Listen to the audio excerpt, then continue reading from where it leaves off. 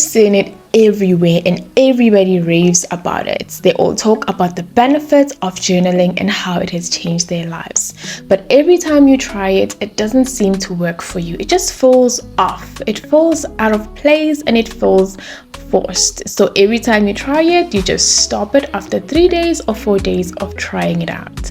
So you have clicked on the right video because I'm going to show you how you can make journaling work for you and why it didn't work for you in the first place.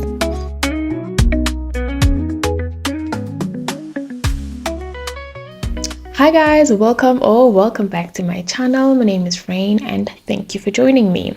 So why did journaling not work for you? Number one, you had unrealistic expectations. So you thought if you just sit down for like 3 days writing down your thoughts, you might get some instant clarity or emotional relief or anything like that. And the truth is, maybe you might feel it in the moment when you're writing things down, because sometimes when you write your thoughts down, it gives you that relief that, okay, I wrote it down, I don't have to keep thinking about it.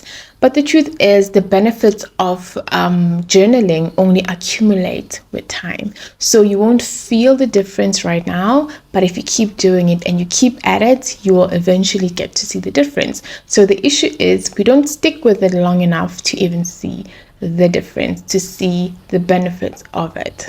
Number two is a lack of structure. We get into journaling and we don't even have a direction of why we're journaling. You're just doing it because it's trendy, because everybody else is doing it, but you need direction, right? Why do you want to journal? Is it a way for you to just regurgitate your thoughts into paper? Do you want some emotional release? Do you just want it to be like a creative form of expression, right? Are you using journaling as a way of increasing your productivity? Are you using it as a creative form of expression? Have direction for the reason why you want to get into journaling. Therefore, you can find a way to structure your things instead of just going into it and just seeing whatever happens shall happen. And in most cases, you're gonna stop. Number three is perfectionism. And if you know me, you know I am the enemy of perfectionism. There is nothing as perfect, okay? There's just no such thing as perfect. And if you go into journaling because you want it to look like your favorite influencer or favorite YouTuber's journal, it's not gonna work, okay? Get into it to make it look like you. Make it look personal. There is no perfect journal, okay? It's only your perfect thoughts. Whatever you put into the journal makes it perfect. And if you want to turn it into something creative, you can use stickers, you can write on it, you can doodle on it, or whatever that you want to do. But whatever it is that you decide to do is perfect. It's how it should be in that moment, and that's how you're feeling in that moment. So don't dwell too much on how it looks, whether it's perfect or it's not perfect. It is how it's supposed to look in that moment, okay? And as for the English or the grammar or whatever, who cares? You know, who cares? You are using it to express yourself. So write however you want. Nobody's going to go there and check your commas. Are they where they're supposed to be? No one is going to like grammarly your journal, okay? It's your personal space. Express yourself however way you want, in any way you want. So perfectionism out of the door, and we just sit down and we express ourselves as best as we can. So number four is emotional resistance. The thing about sitting down and writing down your thoughts is you need to be open to actually expressing your thoughts and putting them on paper. So if you're somebody who's not used to expressing your emotions or just expressing how you feel, it's going to be hard for you to sit down and write down your thoughts. Whether you think somebody's going to read that or not, it just makes you uncomfortable because you are not accustomed to this practice of expressing how you feel, of even saying how you feel to other people. So sometimes it just feels stupid to write down how you feel on a paper, to be honest. So think about it. When you sit down, how do you feel? Do you feel your body resisting the urge to write down? Is it just because you're bored, or is it because you don't want to sit down and express yourself and say how you actually feel? You know, are you scared to face your emotions? Are you scared to face the reality of who you are? Because if you are constantly fighting with yourself, you're going to find it very hard to sit down and journal. Therefore, you won't even get the benefits of journaling because you're not expressing, you're not opening up and expressing who you truly are whenever you journal. Number 5 is inconsistency. Here's the thing about journaling. Like I said in the beginning, the benefits of it are accumulative over time. So you can't get it if you just do it once in a blue moon when you feel like writing. You have to make it a habit. You have to put it on your to-do things. If you are choosing to do it every second day, you need to be consistent with it. If you're choosing to do it on a weekly basis, you need to be consistent with it. And then the more you do it, the more you can use it as a way to reflect, right? I believe when you sit down and you journal, you're using that journal as a way to reflect. At some point in your life, you're going to sit down and see the growth, how much you've grown as a person from who you were January of 2024 and who you are now in January 2025. So you need to be consistent. You don't have gaps in between where you're like, oh, what was happening here? Why did I stop there? And all of that. So consistency is very important. 6 is you chose the wrong format. We are living in 2025 now. There is a lot of ways for you to journal. You don't have to journal the traditional way of a pen and a paper. If that's not working for you, it's okay. You've got a lot of other options. One, you can use an app. I know there's a lot of apps there that help you journal, and those apps will allow you to add a picture. If maybe there's a moment that you want to capture for that day, it will allow you to add a picture. You can add a voice note of how you're feeling. You can even add like a screenshot of a conversation with a friend that made you feel amazing. There's lots of other ways. And also, if you just don't feel like typing or writing things down, you can always do a voice note. If you like, you can even take like video entries like this one now. You sit down, front of a camera, your phone, and you just talk about how you're feeling, how everything is feeling around you, and all of that. There's so many ways for you to sit down and to record how you feel.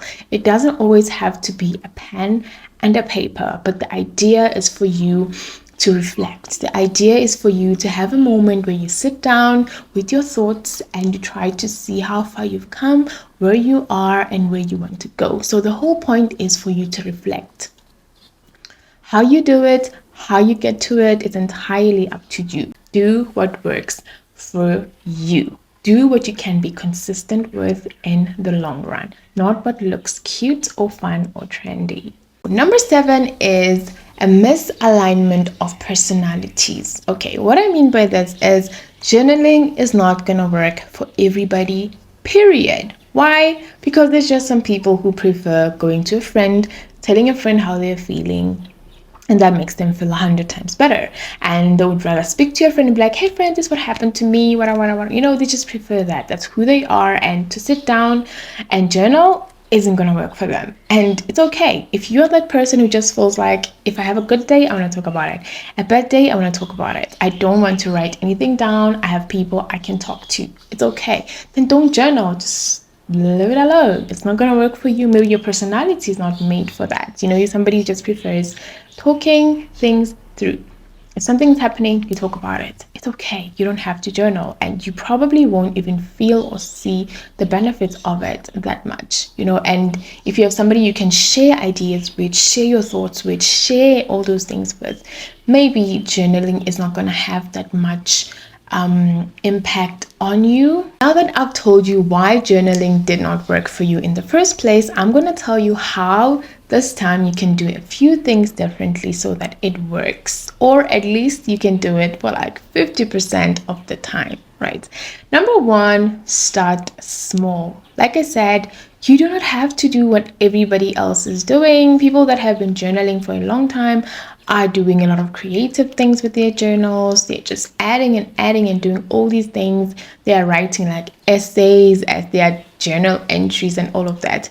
You don't have to do that. Start small. You can even start with like the 5-minute journals or journaling prompts where it's like, so how are you feeling today? What's the one thing that made you smile today? What's the one thing that made you think a lot today? Just start small, nothing big, 2, 3 sentences, 5 sentences, you're done. You have expressed how you're feeling and you are getting into the habit of journaling. Start small, don't complicate things. Keep it small, keep it simple. So, number 2 is to change the medium. Like I said, you're still starting, right? So try writing it down. If pen and paper isn't working, try using your phone, journaling whenever you feel like it during the day, you feel an emotion, you feel a thought, you write it down on your phone, on your notes, whatever works for you, or you use a recording, whichever one works for you. But try different methods to see which one works for you, which one do you like the most, and which one it becomes easier and it just feels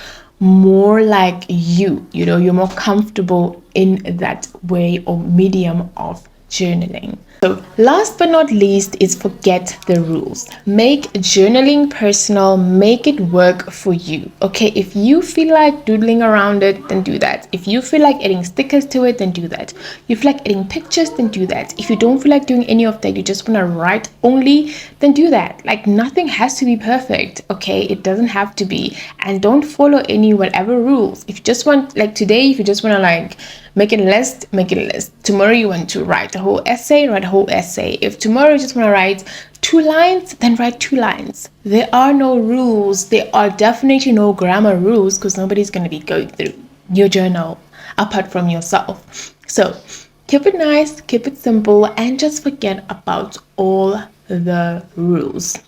In 2025, we are focusing on reflecting, on putting our thoughts to paper, on finding a way for us to look back and reflect. That's all there is. Don't complicate things and make it more than what it should be. That's the reason why journaling didn't work for you and how to fix it this time. So in 2025, we are trying to be our best selves. So number 1 is to try to face our emotions head on. And the best way to do that is to learn how to journal, how to express ourselves, and just how to feel that sense of relief that comes with learning how to journal. So let me know in the comment section if you will be trying journaling this year, and if not, just let me know why you don't even want to give it a try. And if you've tried it before and it didn't work, let me know why it didn't work in the comment section down below. Until next time, guys, remember to like, comment, subscribe, and I love you lots. Bye.